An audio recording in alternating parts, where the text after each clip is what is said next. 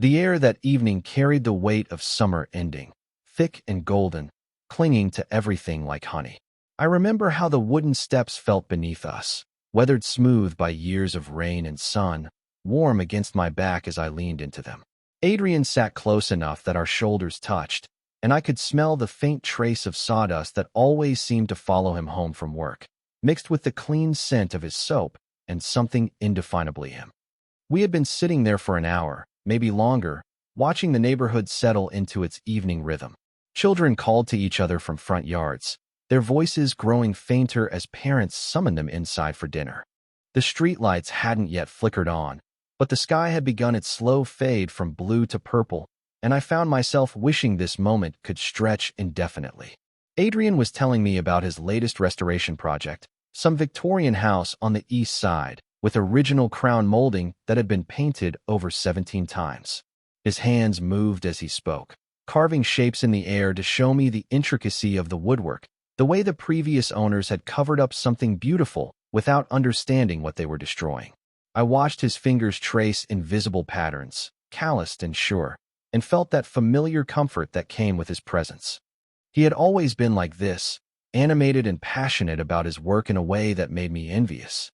There was something pure about the way Adrian approached the world, as if every damaged piece of architecture was just waiting for him to uncover its original beauty. I envied that confidence, that certainty that broken things could be made whole again. The beer bottles between us had grown warm, condensation leaving rings on the wood that would probably stain. I should have cared about that, should have moved them to coasters or brought out napkins, but I found myself paralyzed by the strange contentment of the moment. Adrian was mid-sentence when he stopped, tilted his head at me with that crooked smile I had known for 15 years. "You're doing it again," he said, and I could hear the fondness in his voice, the gentle teasing that meant he was about to say something that would make me roll my eyes. "Doing what?" I asked, though I already knew. Adrian had this theory that I approached everything in life like a guidance counselor, analyzing moments instead of simply living them. He wasn't wrong, but I had never figured out how to turn off that part of my brain that cataloged and categorized every interaction, searching for meaning in the spaces between words. "Being the responsible one," he said, gesturing at the careful way I had arranged myself on the steps, back straight, hands folded. "Even when you're relaxing, you look like you're waiting for someone to need you." I muttered something about him being impossible, which only made his grin wider. That was our dynamic, had been for years.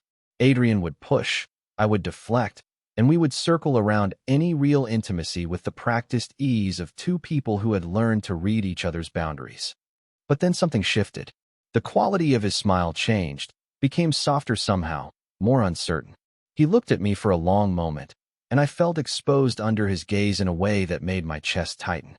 "You're my favorite guy, you know that," he said, and the words came out casual, almost throwaway. But they hung in the air between us, heavier than they should have been. I waited for the punchline, for the self-deprecating joke that usually followed Adrian's rare moments of genuine sentiment. It didn't come. Instead, I watched something vulnerable flicker across his face, there and gone so quickly I might have imagined it. His eyes met mine and held them, and I felt the strangest sensation, as if the ground beneath us had shifted just slightly, not enough to knock us off balance, but enough to make me question everything I thought I knew about where I stood. "No, I mean it," he said quietly, and his voice had dropped to something barely above a whisper. Those 4 words rewrote everything I thought I understood about our friendship, about the careful lines we had drawn around ourselves, about the way Adrian looked at me when he thought I wasn't paying attention. The silence that followed felt enormous. I could hear my own heartbeat, could feel the warmth radiating from Adrian's shoulder where it pressed against mine. Somewhere down the street, a screen door slammed shut. A dog barked once, then fell quiet. The world continued its evening preparations around us, but I felt suspended, caught between the person I had been 5 minutes ago and whoever I might become in the wake of those words. I should have said something. Should have made a joke or changed the subject or done any of the dozen things I had perfected over the years to deflect moments that threatened to become too real.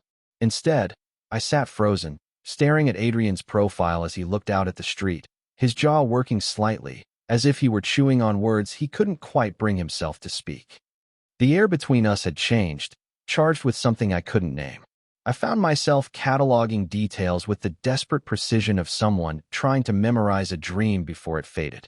The way the fading light caught the stubble along Adrian's jaw, the slight tremor in his hands as he reached for his beer bottle, the careful way he avoided meeting my eyes now, as if he had revealed something he hadn't meant to share. I had spent my entire adult life building a careful, measured existence. My house was organized, my schedule predictable, my relationships safely superficial.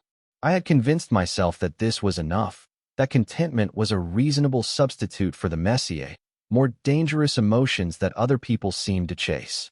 I helped teenagers navigate their emotional crises at work, offered guidance and support with the detached compassion of someone who had learned to care without getting too close.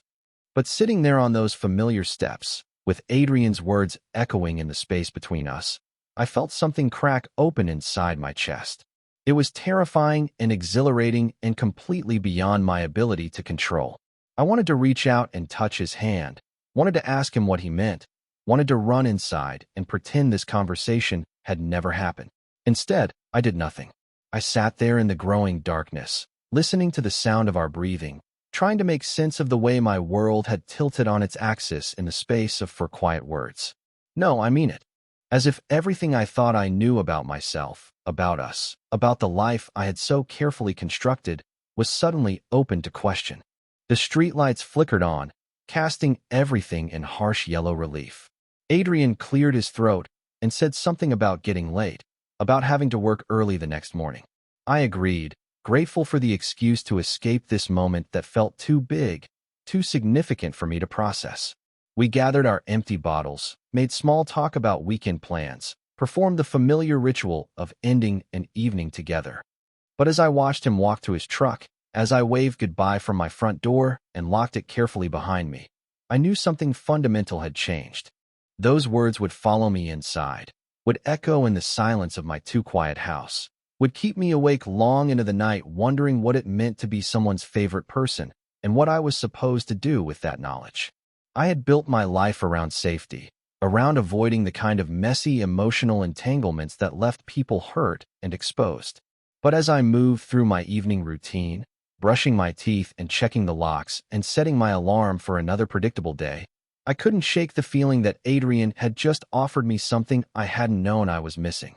Something that terrified me precisely because of how much I wanted it. The morning after, I woke to sunlight streaming through curtains I had forgotten to close, my mind immediately returning to those 4 words like a tongue finding a sore tooth. No, I mean it. I lay in bed longer than usual, staring at the ceiling, trying to convince myself that I had imagined the weight behind Adrian's voice, the way his shoulder had pressed against mine with what felt like intention. My house felt different somehow, as if Adrian's words had rearranged the furniture while I slept. I moved through my morning routine with mechanical precision, coffee measured exactly, toast cut diagonally, newspaper folded to the crossword puzzle. These rituals had sustained me for years, small acts of order that made living alone feel like a choice rather than a circumstance. But today they felt hollow, performative, like I was playing the role of someone who had his life together.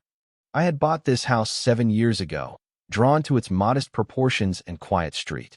2 bedrooms, though I used the second as an office, lined with the psychology textbooks and educational journals that had shaped my understanding of human behavior. Everything had its place. Books arranged by subject, dishes washed and dried immediately after use, mail sorted into neat piles on the kitchen counter. I told myself this was efficiency, but sitting at my kitchen table that morning, I wondered if it was something else entirely. The guidance counselor's office at Lincoln High had become my second home over the past decade. Students filtered through my door daily, carrying their teenage dramas and genuine crises with equal weight. I had developed a reputation for being approachable but not pushover, someone who listened without judgment but offered practical solutions. My colleagues respected me, parents trusted me, and administrators relied on my steady presence in a profession known for burnout. But watching 17-year-old Marcus Chin fidget in the chair across from my desk that Tuesday morning, telling me about his confusion over feelings for his best friend, I felt like a fraud. How could I guide someone else through emotional terrain I had spent my entire adult life avoiding? Marcus twisted his hands in his lap, words tumbling out in the rushed, breathless way of someone finally giving voice to a secret. He talked about longing and fear and the terrible certainty that naming his feelings would destroy the most important relationship in his life.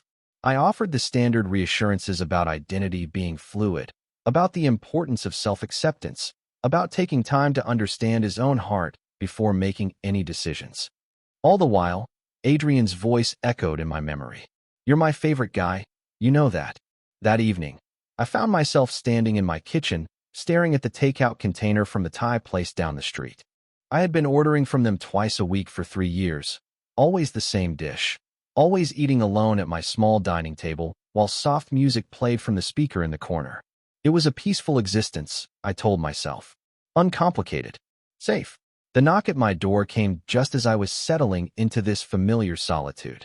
Through the peephole, I saw Adrian holding a six-pack of beer and wearing that crooked smile that had gotten us both into trouble in college.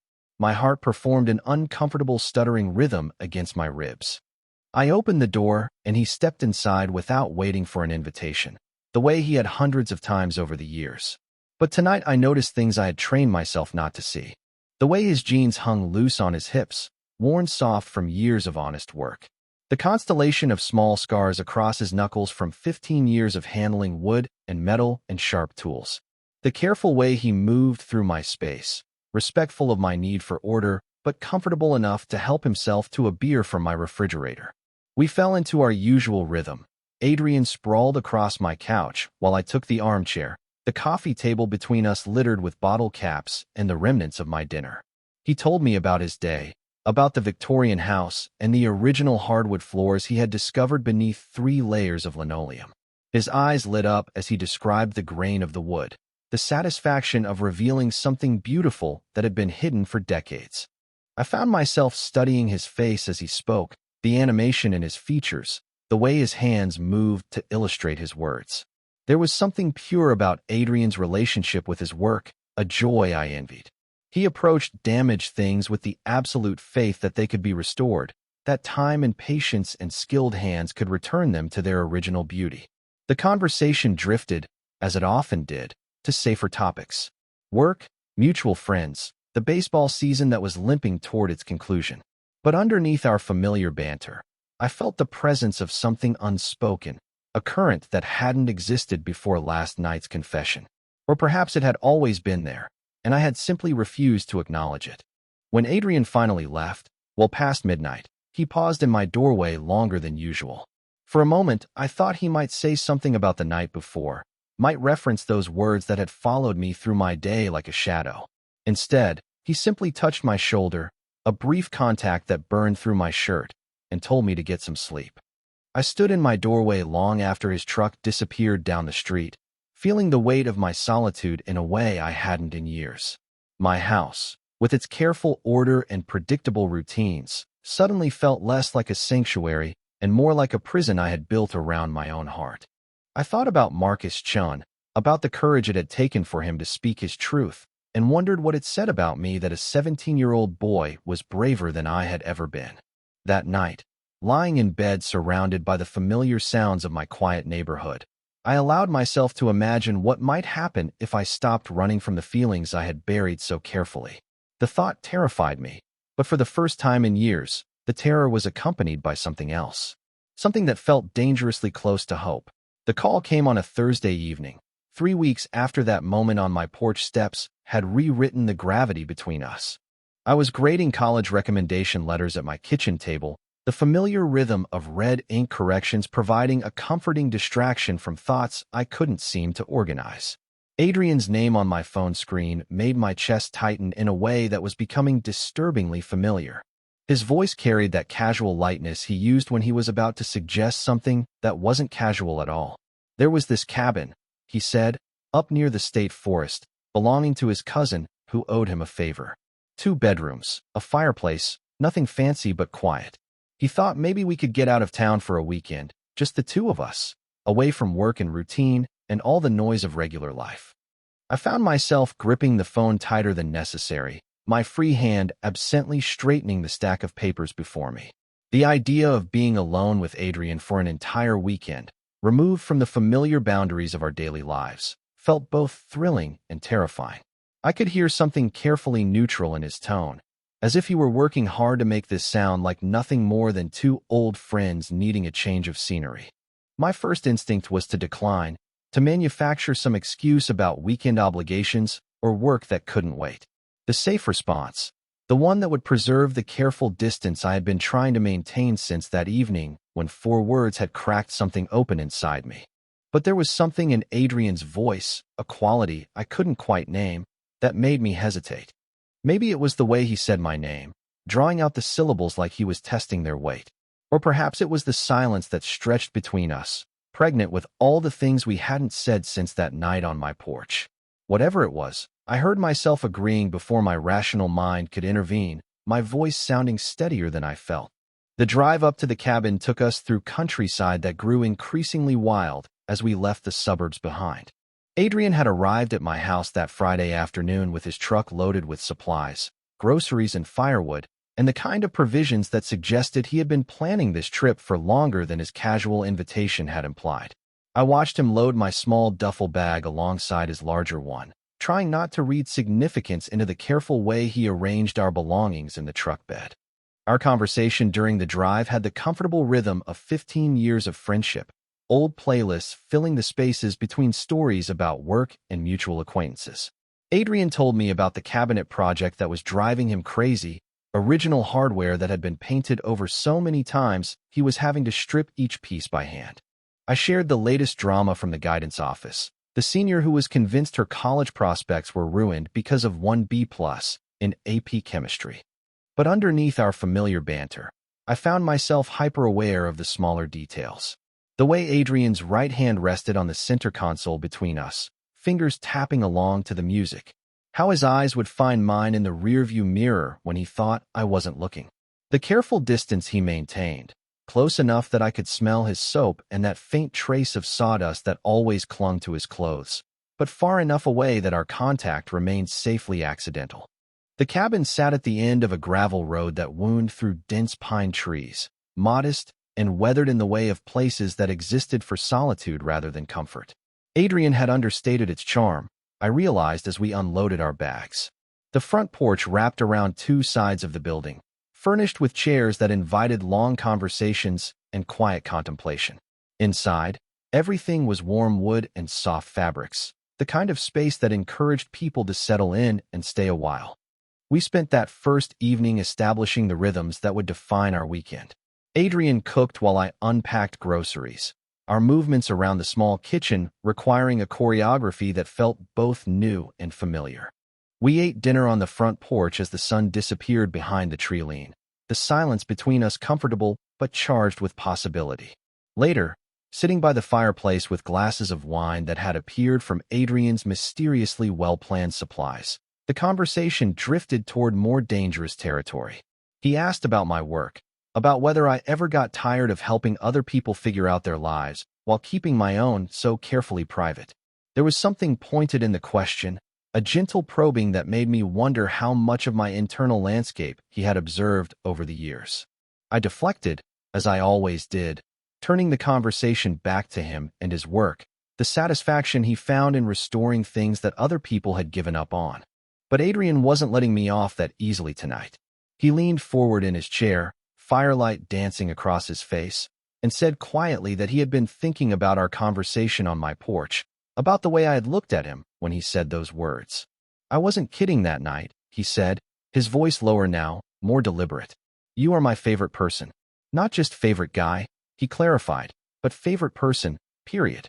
He paused, studying my face in the flickering light, and I felt exposed in a way that made my heart race. The words hung between us like a bridge I could choose to cross or burn, and for the first time in my carefully ordered life, I wasn't sure which choice terrified me more.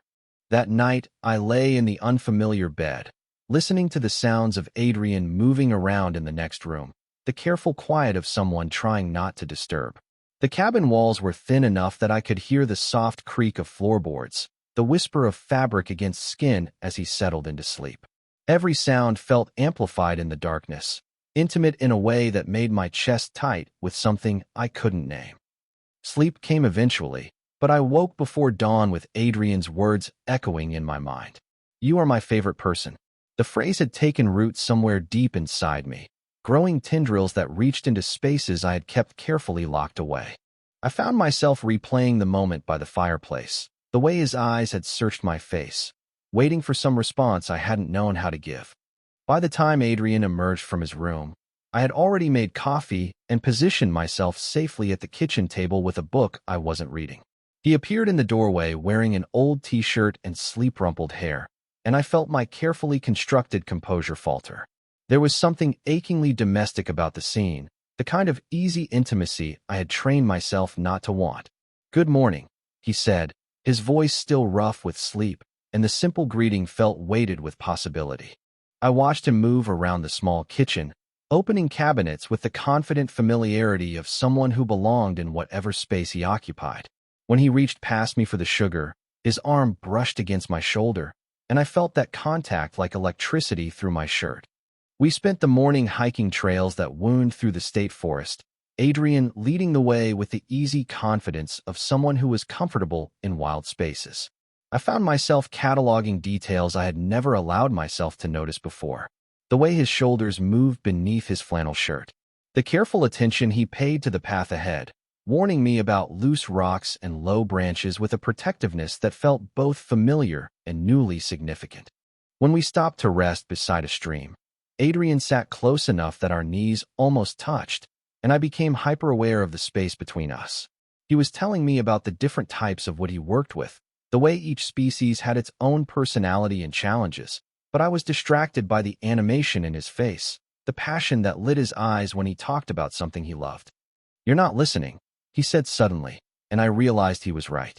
I had been watching his mouth move, studying the way his lips shaped words, wondering what it would feel like to interrupt his explanation with something completely inappropriate. "Sorry," I managed, heat climbing up my neck. "Just tired, I guess." But Adrian was looking at me with that new intensity one was beginning to recognize, the way his gaze seemed to see through the careful walls I had built around myself. He reached out and touched my hand where it rested on the fallen log between us, his fingers tracing across my knuckles with deliberate gentleness. "Nat," he said quietly, and my name in his mouth sounded different than it ever had before. More careful, more precious. "I think you know what's happening here." The touch of his hand against mine sent shockwaves through my carefully ordered world. I stared down at our fingers, his darker and more scarred from years of physical work, mine softer and paler from a life spent indoors. The contrast felt symbolic somehow, evidence of all the ways we were different and all the ways we might fit together. That evening, a storm rolled in from the west, bringing wind that rattled the cabin windows and rain that drummed against the roof with increasing intensity. The power flickered once, twice, then died completely, leaving us in darkness broken only by the fire Adrian had built earlier. He found candles in the kitchen drawers and flashlights in the bedroom closets, moving through the cabin with calm efficiency while I sat frozen by my own sudden awareness of how isolated we were. We ended up on the couch together, wrapped in blankets Adrian had pulled from the bedroom closets, watching the fire cast dancing shadows on the walls. The storm outside felt like permission somehow, an excuse to sit closer than we might have otherwise, to share warmth that felt both practical and dangerously intimate. Adrian's shoulder pressed against mine beneath the shared fabric, solid and warm, and I found myself hyper-conscious of every point where our bodies touched.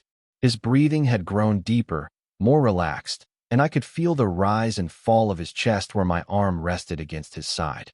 When lightning illuminated the windows, he didn't flinch or pull away, just settled more comfortably against me, as if this proximity was the most natural thing in the world. The silence between us felt different now, charged with all the words we weren't saying. I could feel Adrian's attention like heat against my skin, could sense him watching me in the flickering firelight. When I finally worked up the courage to meet his eyes, I found them dark and serious, full of questions I wasn't sure I was ready to answer. The storm raged outside, but inside the cabin felt like the safest place in the world, wrapped in blankets and firelight with Adrian's warmth anchoring me to something I had spent years running from. For the first time in my adult life, I allowed myself to want something I couldn't control, couldn't plan for, couldn't approach with the careful analysis that had governed every other important decision I had ever made. And that terrified me more than any storm ever could. The morning after the storm dawned clear and impossibly bright, as if the world had been washed clean during the night. I woke to sunlight streaming through windows that revealed a landscape transformed, fallen branches and scattered leaves, evidence of the violence that had passed while we slept safe inside our cocoon of blankets and firelight. Adrian was already up, moving quietly around the kitchen with the consideration of someone who understood the delicate nature of morning silence. I watched him from the bedroom doorway, taking in the careful way he measured coffee, the unconscious grace of his movements as he navigated the small space. There was something different about him this morning, a settled quality that made my chest tight with recognition. We had crossed some invisible line last night, huddled together under shared blankets while the storm raged outside. Nothing had been said, nothing explicit had happened, but the weight of Adrian's arm across my shoulders had felt like a declaration, and my failure to pull away had been an answer I wasn't ready to examine in daylight. The hiking trail Adrian chose that day led higher into the mountains, following a path that switchbacked through dense forest before opening onto rocky outcroppings that offered views of the valley below. We walked mostly in comfortable silence, but I found myself stealing glances at him when I thought he wasn't looking, trying to reconcile this familiar person with the stranger who had held me so carefully the night before. By afternoon, we had reached a clearing that overlooked miles of unbroken wilderness, the kind of vista that made you feel both insignificant and perfectly placed in the world. Adrian spread his jacket on a fallen log, and we sat together, sharing the sandwiches he had packed and the thermos of coffee that had somehow stayed warm despite our hours on the trail. The silence stretched between us, different from our usual comfortable quiet. There was weight to it now, expectation that pressed against my ribs like a held breath. I found myself studying Adrian's profile as he gazed out at the mountains, noting the way the afternoon light caught the gray threading through his hair, the network of fine lines around his eyes that spoke of years spent squinting into sawdust and sunshine. "I don't know if you feel it too," he said suddenly, his voice so quiet I might have missed it if I hadn't been watching his mouth. "But I've thought about us, Nat, more than I should have." The words hung in the mountain air between us, simple and devastating. I felt something crack open inside my chest, not the sharp break of something shattering, but the slower split of ice beginning to thaw. All the careful distance I had maintained, all the analysis and deflection and safe responses, crumbled in the face of his honesty. Adrian turned to look at me then, his eyes searching my face with an intensity that made me feel transparent. There was vulnerability there, but also a quiet determination that suggested he had been preparing for this conversation far longer than I had been avoiding it. "I've been thinking about us for years," he continued, his voice gaining strength. "About what it would be like if we stopped pretending we're just friends. About whether you've ever wondered the same thing." The truth was that I had wondered, in the dark hours before sleep when my defenses were lowest, in unguarded moments when his laugh caught me off guard or his hand brushed mine reaching for the same book. I had wondered and then buried those thoughts so deeply I had convinced myself they were imaginary, symptoms of loneliness rather than desire. "I don't know what to do with that," I whispered, the words scraping against my throat like confession. The admission felt enormous, too big for the careful life I had built around never wanting anything I couldn't guarantee. Adrian's hand moved across the space between us, covering mine where it rested on the rough bark of the fallen tree. His palm was warm and slightly calloused, familiar in a way that made my heart stumble. The touch was deliberate this time, unmistakably intentional, and I found myself staring down at our joined hands as if they held the answer to questions I had been afraid to ask. "You don't have to do anything with it," he said gently. "I'm not asking for promises or plans or any of the things that scare you. I'm just asking you to stop pretending you don't feel it too." His thumb traced across my knuckles, a small movement that sent electricity up my arm and straight to the center of my chest. I thought about Marcus Chin sitting in my office weeks ago, talking about the terror of naming feelings that might destroy the most important relationship in his life. I had given him advice I couldn't follow myself, had counseled courage I didn't possess. But sitting there on that mountain, with Adrian's hand warm against mine and years of carefully buried truth rising to the surface, I felt something shift inside me. Not the dramatic transformation I had always imagined revelation would bring, but something quieter and more profound. The simple recognition that the feelings I had been running from weren't going to disappear just because I refused to acknowledge them. The sun was beginning its descent toward the western peaks, painting the sky in shades of gold and pink that turned the world around us into something magical. A hawk circled high above the valley, riding thermals with effortless grace, and I found myself thinking about the difference between falling and flying, about trust and the willingness to let go of solid ground. "I'm scared," I said finally, the words barely audible even in the mountain silence. "Not of you," I clarified quickly, meeting his eyes for the first time since his confession. "Of this. Of what it means." Adrian's smile was soft and understanding, free of judgment or impatience. "I know," he said simply, "but I'm not going anywhere. Not whatever this is, whatever it becomes, we figure it out together." The promise in his words wrapped around me like warmth, and for the first time in years, I allowed myself to imagine a future that wasn't carefully planned and predictable. It terrified me, but underneath the fear was something else, something that felt dangerously close to hope. The drive home from the cabin passed in a strange, suspended silence, both of us lost in thoughts we didn't dare voice. Adrian's confession on the mountain hung between us like a bridge I could see, but wasn't sure I had the courage to cross.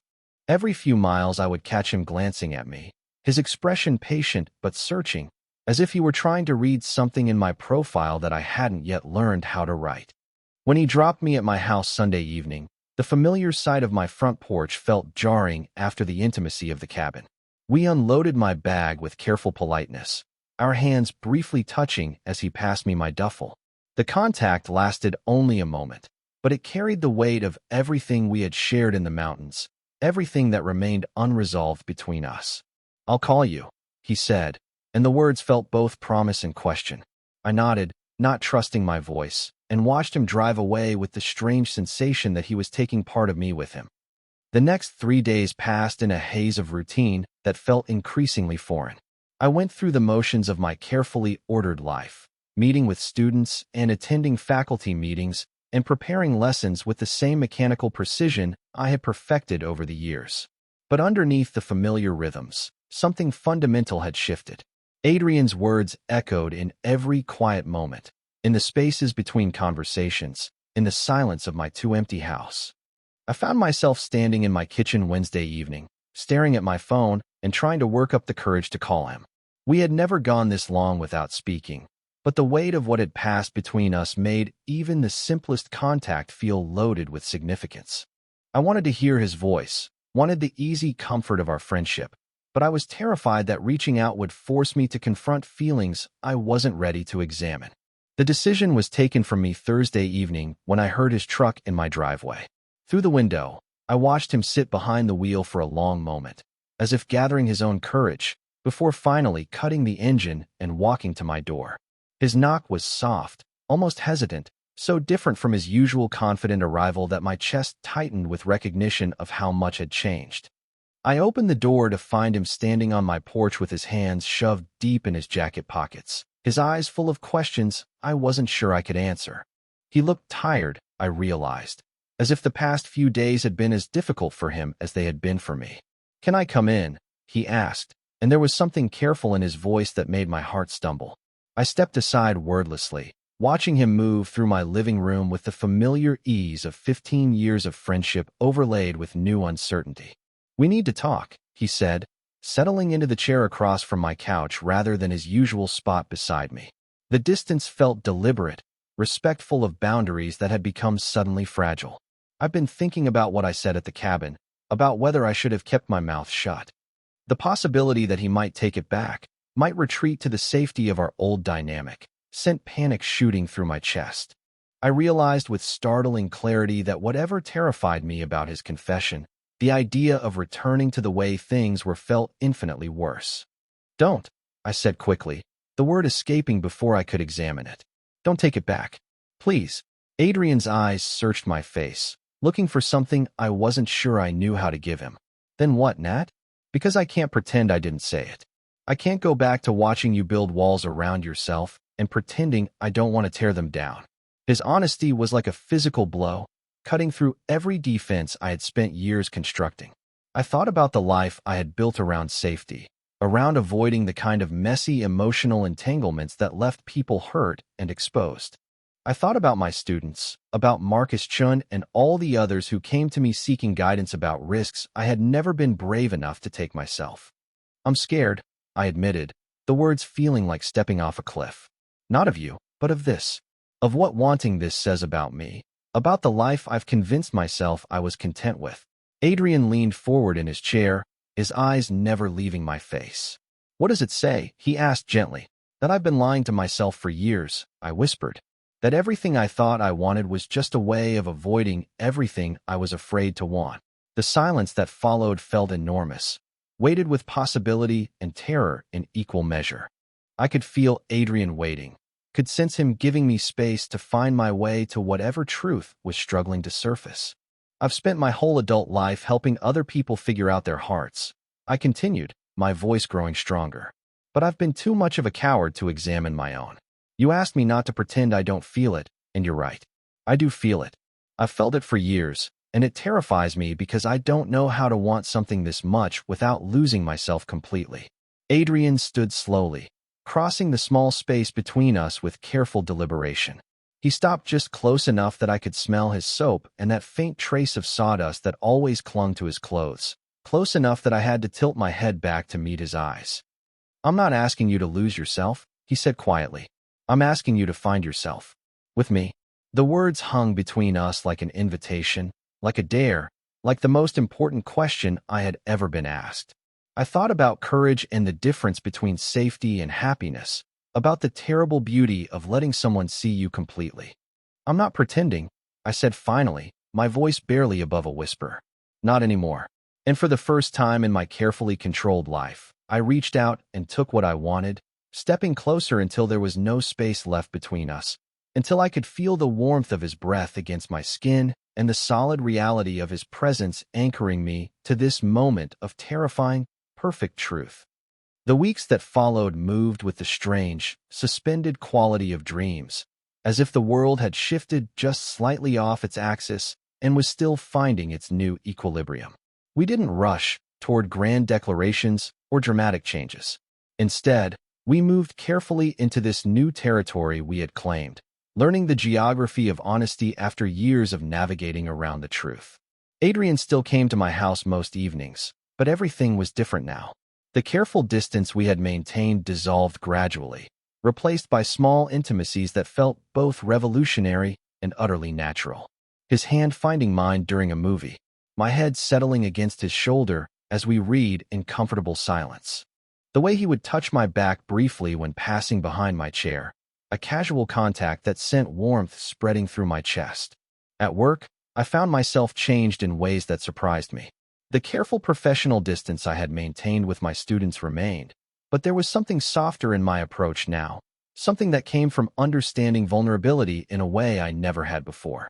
When Marcus Chin stopped by my office to tell me he had talked to his best friend, that the conversation had gone better than he had dared hope, I felt a pride that went deeper than professional satisfaction.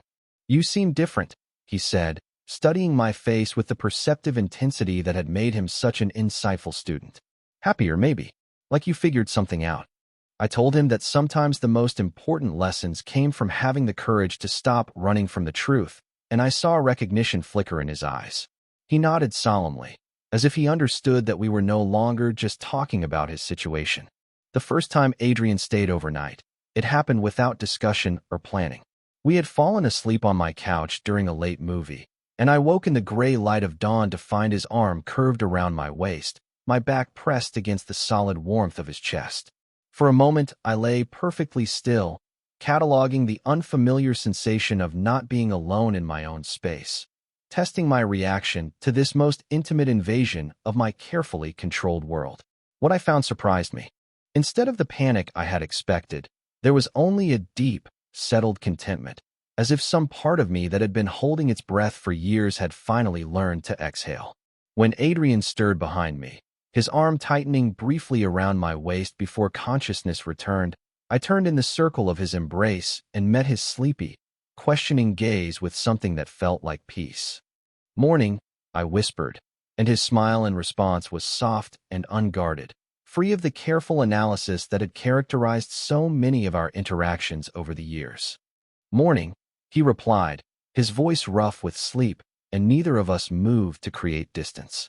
We lay there in the growing light, learning the shape of this new intimacy, until the practical demands of morning finally called us back to the world.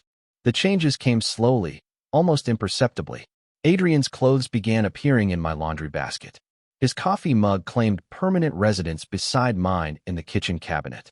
The second bedroom that had served as my office gradually transformed into something more genuinely shared, his woodworking magazines mixing with my educational journals on the shelves. We talked about the future in careful, measured terms, neither of us willing to assume too much or move too fast. But there was an underlying certainty to our planning now, a quiet acknowledgement that whatever came next, we would face it together.